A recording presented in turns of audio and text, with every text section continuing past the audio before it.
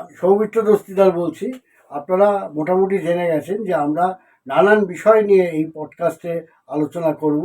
সেই আলোচনায় ইরান যেমন থাকবে, পশ্চিমবাংলার আগামী নির্বাচন যেমন থাকবে, এবং অবশ্যই থাকা প্রয়োজন হয়ে পড়েছে যে বিএনপি বাংলাদেশে এবার নিরঙ্কুশ প্রাধান্য পেয়ে তারা সংসদে সরকার গড়েছেন।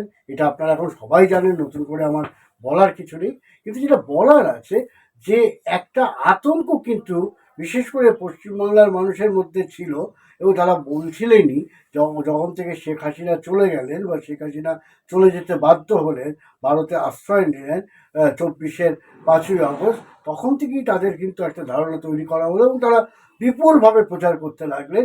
সেই প্রচারণায় যেমন মেনস্ট্রিম মিডিয়া ছিল, তেমনি আমাদের যে আরবান এলিট যারা, আমাদের প্রগতিশীল যারা ভদ্রলোক এবং অনেক বামপন্থী দল ছিল, তারা প্রত্যেকেই এক ব্যাপারে নিশ্চিত হয়ে গেলে যে যেহেতু প্রগতিশীল কোট আনকোট শেখ হাসিনা চলে গেছেন, ফলে যারা আসছেন এটা একটা অন্ধকারের বাংলাদেশ, এবং সেই অন্ধকারের বাংলাদেশে কিন্তু জামাত বা তালিবানি শাসন আসতে চলেছে। এবং কেউ কেউ এমন বলতে লাগলেন তারা নাকি শুনেছেন, তারা নাকি কেউ কেউ জেনেছেন যে খোদ ইউনিভার্সিটির মধ্যে চত্বরেও তালিবানি পতাকা উঠেছে।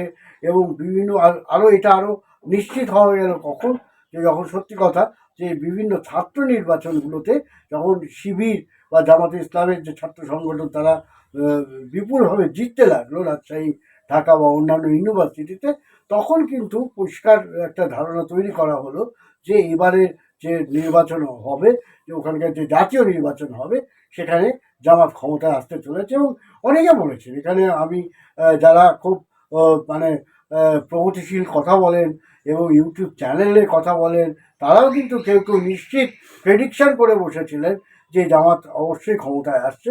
কিন্তু বাস্তবে যে সেটা হয়নি, সেটা এখন যে আপনারা জেনে গেছেন। এবং আমি আপনাদের একটা জিনিস বলি, আমি কিছুদিন আগে ঢাকায় ঘুরে এসেছিলাম, যেদিনকে মন্ত্রিসভা শপথ নিলেন, তো ওই সময় আমি ঢাকায় যাওয়ার আমার সুযোগ হয়েছিল, সৌভাগ্য হয়েছিল। তো আপনারা আমি যেখানে গেছি, যে যে আপনি লালমাটিয়া বলুন, আমি ঢাকার কথা বলছি, উত্তরা বলুন, আপনি ধানমন্ডি বলুন, আপনি গুলশান বলুন, গুলশান 2 বলুন, গুলশান 1 বলুন, বসুন্ধরা বলুন, বনানী বলুন, সমস্ত জায়গায় কিন্তু মানুষ কিন্তু স্বতঃস্ফূর্তভাবে আমাকে জানিয়েছেন যে তারা নিজেরাও একটু দুশ্চিন্তায় ছিলেন।